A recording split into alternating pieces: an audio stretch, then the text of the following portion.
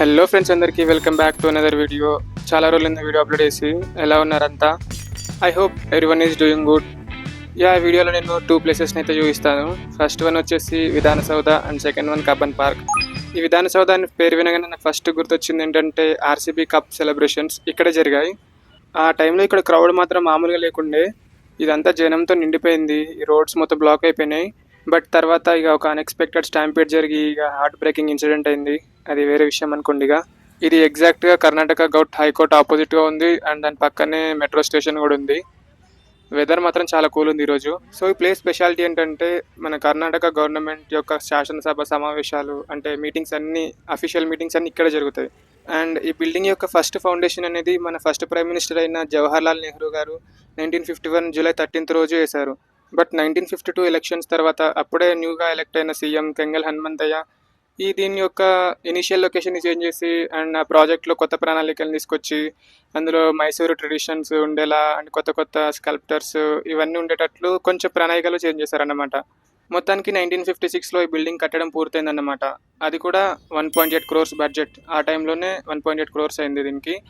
And మొత్తం 5000 workers దీనికి work చేశారు యాజ్ పర్ సోర్సెస్. ఇది ఇప్పుడు ఒక టూరిస్ట్ ప్లేస్ అయిపోయింది. టూరిస్టులు రెగ్యులర్గా వచ్చి ఫొటోస్ తీసుకోవడం లాంటివి అవుతుంటాయి ఇక్కడ. ఇనీషియల్ లొకేషన్ యొక్క ఫస్ట్ ఫౌండేషన్ అనేది పక్కనే కబ్బన్ పార్క్లో ఉందంట. ఇక్కడ government work is God's work అని ఉంది. దీని మీద మీ ఒపీనియన్ షేర్ చేసుకోండి కామెంట్స్లో if anyone can. Vidhana Soudha చూసేసి అలానే ఫ్రూట్ సలాడ్ తినేసి ఇక నెక్స్ట్ ప్లేస్ కబ్బన్ పార్క్ అయితే వచ్చేసిన. ఇక్కడ స్టార్టింగ్లోనే ఫైటర్ జెట్ అయితే ఉంది. లోపలికి అయితే వచ్చేసిన.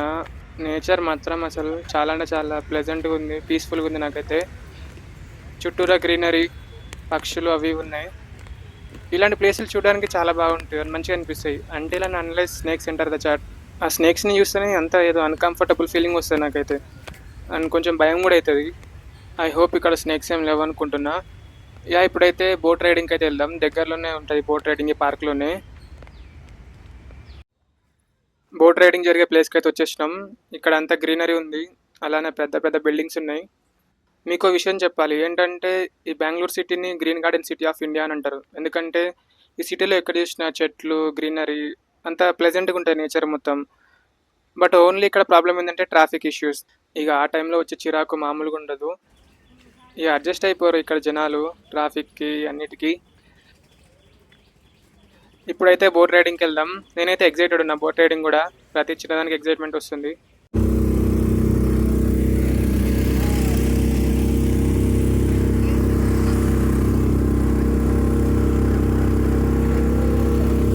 ముందు కూర్చుంటే బాగుండని అనిపించింది. బట్ ఏం చేస్తాం, ఇక some times it happens, adjust అయిపోవాలి.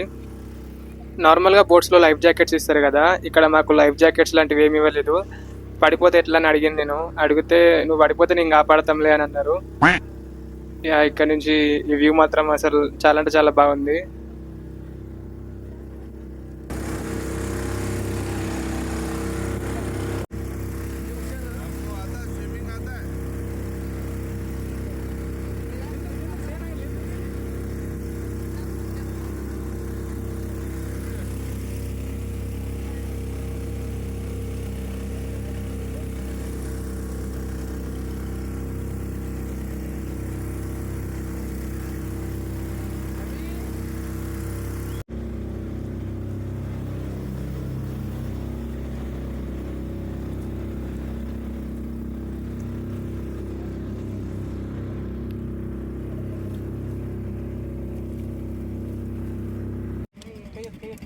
జస్ట్ 2 రౌండ్సే తిప్పిండు బోట్లో దీని చుట్టూరా.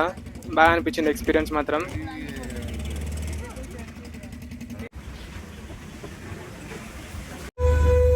ఈ పార్కులో ఒక టాయ్ ట్రైన్ కూడా తిరుగుతుంది. అది కూడా ఒకసారి ట్రై చేద్దాం అనుకుంటున్నా.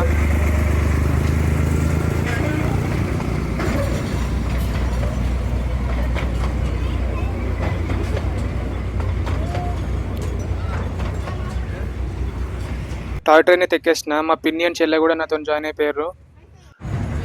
అసలు ఇది ఎంత స్లోగా పోతుందంటే దీనికంటే నడిస్తే మనం ఫాస్ట్గా వెళ్ళిపోవచ్చు, అంత స్లోగా పోతుంది. ఇదంతా ఒక జంగల్ లాగా, అడవిలాగా ఉంది మొత్తం, కానీ మంచిగా అనిపిస్తుంది.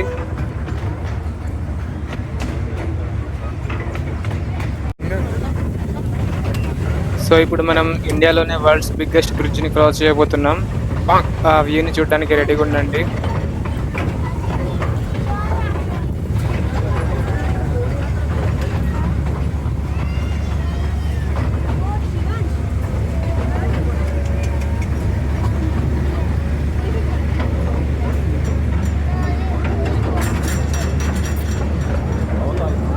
ఇదే ఆ బ్రిడ్జ్. అసలు మంచిగా కట్టిర్రు. చిన్న ట్రైన్‌కి ఒక బ్రిడ్జ్ కట్టిర్రు. దాని మీదకెళ్ళి తీసుకుపోతున్నారు.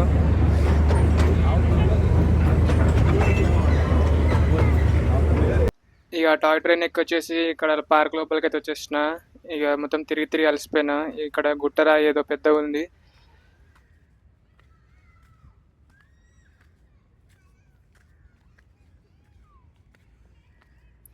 ఏం లేదు, ఇక్కడ మంచిగా పన్నారు విజిటర్స్. ఇక్కడ నుంచి వ్యూ కొంచెం చూడడానికి బాగుంది. ఒక విషయం చెప్పేది ఉంది సబ్స్క్రైబర్స్ అందరికీ. ఏంటంటే వీడియోస్ చేస్తూనే ఉంటాను. బట్ కొంచెం టైం మేనేజ్ అవ్వట్లేదు. అంటే టైం సరిపోవట్లేదు. బట్ ఖచ్చితంగా మంచి మంచి వీడియోస్ చేస్తాను. ఇంకా షార్ట్ వీడియోస్ చేస్తాను. Long form of content videos కూడా చేస్తాను. చెప్పాను కదా అంతకుముందు వీడియోస్లో కూడా, అసలు యూట్యూబ్ని వదిలిపెట్టేది లేదని. సో చేస్తాను వీడియోస్. ప్రజెంట్ అయితే నా దగ్గర ప్రాపర్ ఎక్విప్మెంట్ కూడా లేదు. జస్ట్ ఒక నార్మల్ మైక్ ఉంది అండ్ ఫోనే ఉంది. అండ్ యా, వీడియోస్ కొంచెం లేట్గా రావచ్చేమో, బట్ చేస్తాను ఖచ్చితంగా చాలా వీడియోస్ ఇంకా. ఈ వీడియో ఇక్కడితోనే ఎండ్ చేద్దాం అనుకుంటున్నా. వీడియో నచ్చితే లైక్ చేసి సబ్స్క్రైబ్ చేసి అండ్ ఇలానే సపోర్ట్ చేయండి.